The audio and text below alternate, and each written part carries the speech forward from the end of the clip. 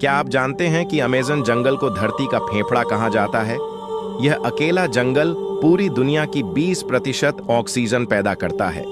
यहाँ 40,000 से ज्यादा पौधों की प्रजातियां और 25 लाख से भी अधिक कीड़े पाए जाते हैं।